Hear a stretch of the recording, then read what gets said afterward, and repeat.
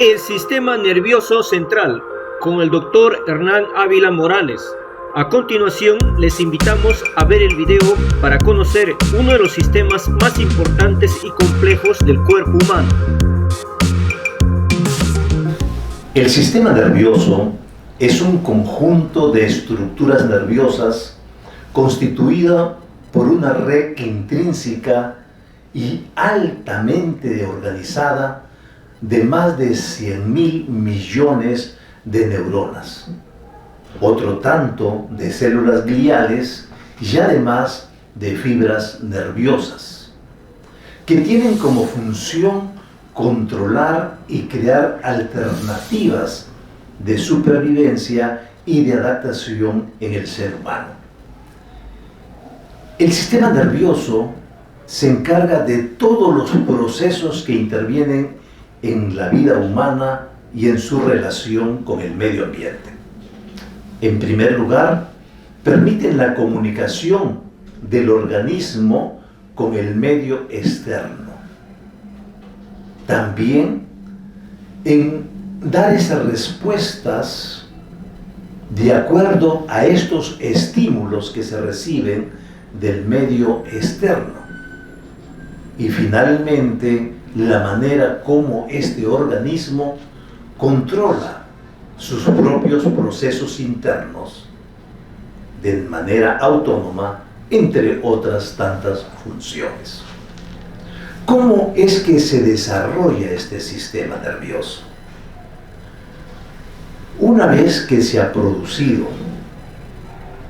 la fecundación, es decir, es la unión del espermatozoide con el óvulo, aparece la primera célula que por un proceso de mitosis se va subdividiendo, con lo cual se van formando, ¿no?, algunos tejidos.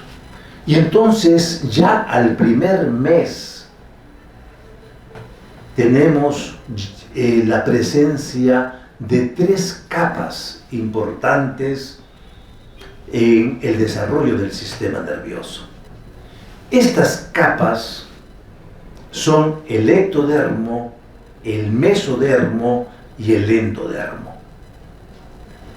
El endodermo es la capa más interna, que posteriormente va a dar origen a las glándulas endocrinas o glándulas de secreción interna, a los pulmones y al sistema digestivo. Luego tenemos una capa media que se le conoce como mesodermo. A partir del mesodermo se desarrollan los músculos, el esqueleto, los riñones, el aparato reproductor. Y finalmente tenemos una capa más externa, que se le conoce como el ectodermo, una capa fundamental, porque de aquí nace el sistema nervioso y la piel. El ectodermo se va plegando, ¿no?, como una especie de tubo, ¿no? Se le conoce como tubo neuronal, y a medida que asciende hasta llegar al cráneo, en la parte interna, va a dar origen al cerebro. Y el resto, esa colita larga, ¿no?, da origen a la médula espinal. Entonces, en la parte superior se abulta para formar el cerebro y en la parte inferior, ¿no?, va apareciendo o aparece la médula espinal. En este tubo neural comienza la producción de las neuronas. Y esto es muy importante, lo hemos visto anteriormente cuando hemos hablado de las neuronas, que hay un proceso de mielinización que permite el aceleramiento de los impulsos nerviosos, ¿no?, nutre también las neuronas y Gracias a esa intensidad de conexiones es que se va dando la maduración o neuromaduración y el crecimiento de las neuronas. Ese crecimiento es cada vez más rápido a nivel cerebral. Tan es así que después del 5.º mes, en esta etapa de gestación, ya se están formando los surcos y las circunvalaciones en el cerebro humano. Y se están estableciendo esa gran cantidad de conexiones con otras neuronas que pueden llegar hasta tener 15.000 o 20.000 conexiones entre neuronas. A medida que este proceso va avanzando, en el último trimestre de gestación, ¿no?, se va haciendo cada vez más intensa este proceso de conexión y de mielinización que finaliza, ¿no?, incluso hasta mucho más allá de los 20, 25 o 30 años. El sistema nervioso se divide en dos: lo que se conoce como el sistema nervioso central y el sistema nervioso periférico. El sistema nervioso central está constituido por el encéfalo y la médula espinal. El encéfalo, a su vez, contiene el cerebro, el cerebelo y el tallo encefálico. Cerebro, cerebelo y tallo encefálico debajo del cerebro, ¿no?, que a su vez este tallo encefálico está constituido por 3 estructuras cerebrales: el mesencéfalo, el puente de Variolo y el bulbo raquídeo. Y luego todo esto le vamos a llamar encéfalo. Y luego, más abajo, en la continuación del cerebro, y que está protegido por el cráneo, aparecen las vértebras, y en esas vértebras va insertada la médula espinal, ¿no?, con sus 3 grandes estructuras: cervical, torácica, lumbar y sacra. En cuanto al cerebro, esta es la parte más voluminosa que tenemos del sistema nervioso central. Todo este proceso del que estamos hablando es muy importante porque tiene impacto en las actividades que el ser humano manifiesta a través de todo su proceso evolutivo.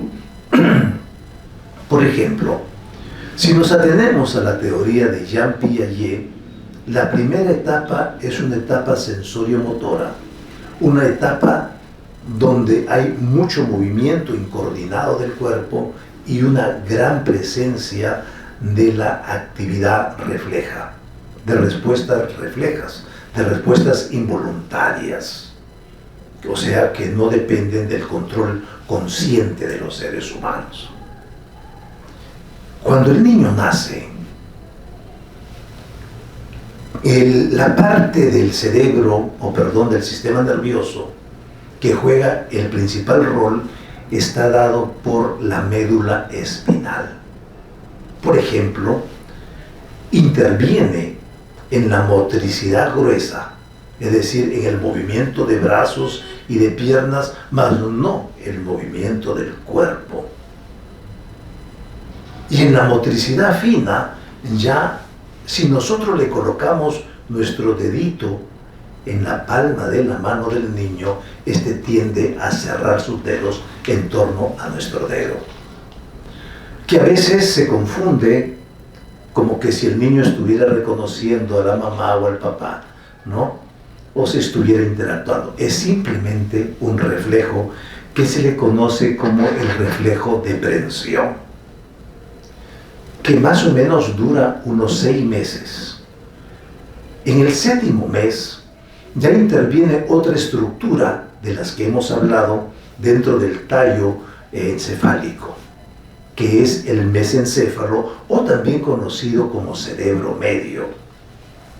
Y aquí, por ejemplo, a esa edad de los 7 mesecitos de nacido, vamos a encontrar un bebé que ya comienza a utilizar, ¿no?, sus músculos, especialmente sus manos, para el gateo, ¿no?, y también sus rodillas. Y por otro lado tenemos también la presencia de una motricidad fina, porque ya puede asir, ya puede coger lo que se conoce como el agarre prensil, objetos. Por supuesto, está en un proceso todavía evolutivo, va a tener ciertas deficiencias hasta que finalmente va teniendo un dominio en la medida que se va dando esta maduración neurológica. Si nosotros vemos posteriormente qué es lo que sucede con este mismo niño en la edad escolar, al ingresar a los 6 años a la educación primaria, encontramos ya que interviene o su cerebro de una manera mucho más sofisticada, mucho más compleja, e incluso el niño en la motricidad fina ya está en la capacidad de poder escribir, ¿no?, con un poco más de competencia de lo que lo hacía hasta unos meses o unos años antes. El cerebro dentro del cráneo se encuentra protegido por un tejido que se le conoce como el tejido conectivo meningeo o meninges, por 3 capas conocidas como las meninges, que se disponen desde la parte de afuera hacia adentro.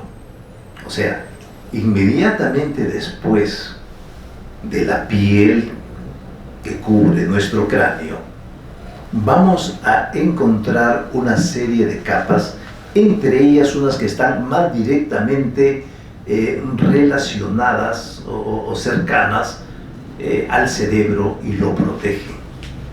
A estas se les conoce como las meninges. La más externa de estas capas es la más dura y fibrosa, se le denomina la dura madre. La que se encuentra internamente es la adenoides, es una capa media entre la dura madre y la pía madre, y esta adenoides es muy importante porque aquí fluye todo el líquido cefalorraquídeo que ayuda a proteger de accidentes, de sangrados que puede tener el cerebro.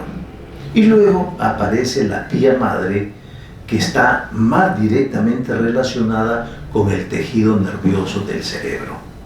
Ya en otro momento vamos a tratar la importancia que tiene este líquido cefalorraquídeo, sobre todo en un padecimiento muy común, muy conocido, que puede darse a cualquier edad, como es la meningitis, una enfermedad que puede ocasionar hasta la muerte. Finalmente, el día de hoy hemos avanzado un aspecto de este sistema nervioso. Vamos a seguirlo profundizando en una próxima sesión.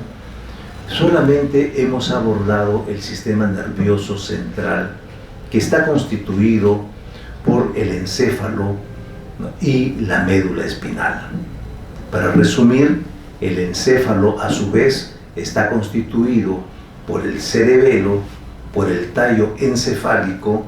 Este segundo contiene el mesencéfalo, el puente variolo, el bulbo raquídeo, y además hay otra estructura que se conoce como el cerebelo. Entonces, el encéfalo está constituido por cerebro, tallo encefálico y cerebelo. Y luego viene también la médula espinal. Es muy importante resaltar que el cerebro interviene en todas nuestras actividades. El cerebro es el órgano que lidera las funciones internas y externas que realiza el ser humano. Interviene, por ejemplo, en el procesamiento de la información, en los procesos de memoria, en el aprendizaje, la conciencia, la imaginación, la creatividad, la escritura y también en nuestras relaciones sociales, respuestas motrices y emocionales. Hasta la próxima.